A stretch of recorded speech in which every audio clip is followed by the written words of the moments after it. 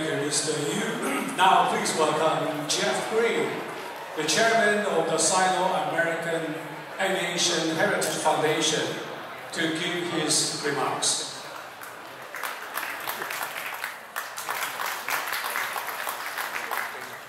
Guests and friends, my name is Jeffrey Greene. I'm the chairman of the Sino-American Aviation Heritage Foundation. It's my great honor to be able to address all of you here today aboard this remarkable historic veteran warship of the Second World War, which in turn was named in honor of one of the most famous American warships of the Second World War, the USS Hornet. The Hornet is a very special venue for the members of our foundation, where we held our first photo exhibit remembering heroes, the Flying Tigers, here 4 years ago at the same hangar deck. The events of the Second World War are largely remembered today by the Americans, the British, members of the British Commonwealth, the Russians, and Western and Eastern Europeans as having been fought across North Africa, the western vastness of European Russia, the length of the Italian peninsula, and following the invasion of the coast of Normandy across Western Europe, and especially the Americans, the Australians, and the people of New Zealand, the great naval battles and island invasions that burned throughout the vastness of the South Pacific and Central and Western Pacifics. However, the tragedy that burned its way across the heart of what was the fourth great Allied power of World War II, and the world's then anti-fascist governments, remains largely overlooked and poorly understood among the citizens of the war's other great Allied powers. In July 1937, more than 2 years before what is largely considered the beginning of the Second World War exploded across the heart of Europe, the military forces of Imperial Japan began operations against China and the Chinese people. Military operations that many modern historians now view as the actual beginning of the Second World War. Fighting that would rage across China from Shanghai in the east to the spectacular heights of the eastern extension of the Himalayas in the west, down into the jungles what is now, what was then Burma. Fighting that would rage for more than 8 bloody years and devastate the Chinese motherland. A devastating war that consumed as many as 25 million Chinese lives. And yet, the resistance of the Chinese people and their war fighters to Japan's modern armies and air forces would continue to drain Japan's precious resources and ultimately finite military forces, and forced the Japanese imperial government to keep as many as 2 million of its badly needed soldiers and airmen tied down throughout China, particularly as these same forces were desperately needed to reinforce its rapidly shrinking military resources across Southeast Asia and throughout the Western Pacific. However, I want to specifically speak about the remarkable relationship that developed between the people of China and the people of the United States during the darkest days of the Second World War.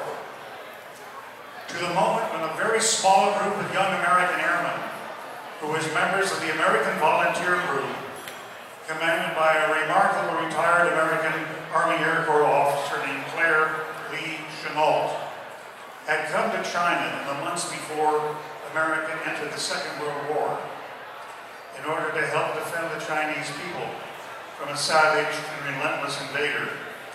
They first took the skies above China's southwestern Yunnan province, where on December 20th, 1941, they turned back and attacked on the city of Kunming by a determined force of attacking bomber aircraft, and where for the first time since the very beginnings of the Second World War in Asia, the invaders' vaunted military airmen had been beaten back and prevented from bombing an important Chinese city.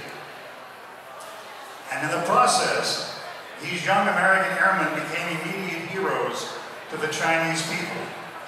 And in the weeks and months that followed, became famous around the world by the name given to them by the Chinese people.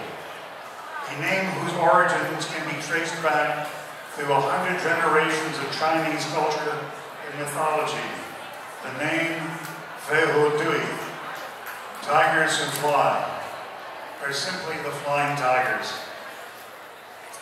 In the months and years that followed, in ever-growing numbers, American pilots, bombardiers, navigators, aerial gunners, radio operators, cargo handlers arrived in China to follow in the footsteps of the American volunteer group, to fly and fight at the side of the Chinese people and earn the name Flying Tigers.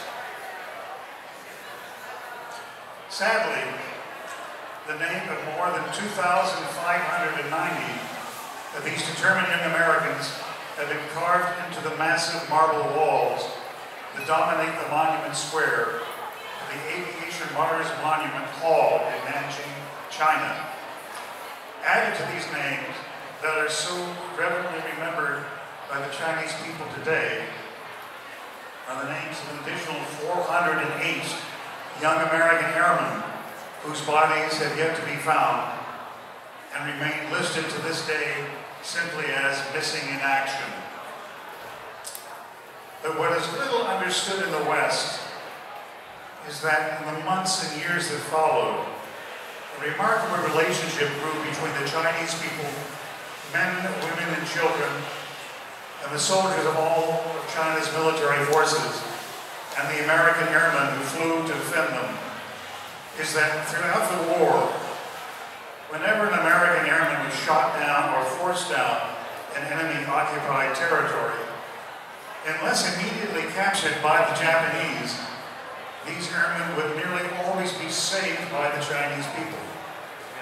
People who deeply understood that if their efforts were discovered by the Japanese, they would be forfeiting not only their own lives, but the lives of their entire families, the lives of their friends, neighbors, and often an entire village or community.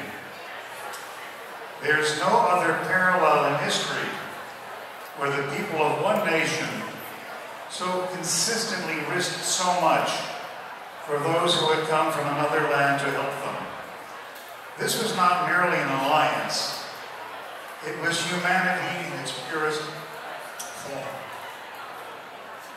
This story of remarkable friendship and mutual sacrifice at its heart is a deeply human tale of love and fidelity. Has become more than a bridge between two nations. It is a timeless testament to the power of solidarity. It reminds us that even in humanity's darkest hours, people can choose compassion over fear, loyalty over self-preservation. Today, as we gather at this remarkable worship, let us honor not only the memory of those who fought and fell, but also the enduring truth they left, that peace is built when nations look beyond borders. Cherish our shared humanity and walk together with hope, with respect, with an unwavering commitment towards a future of lasting peace for all. Thank you.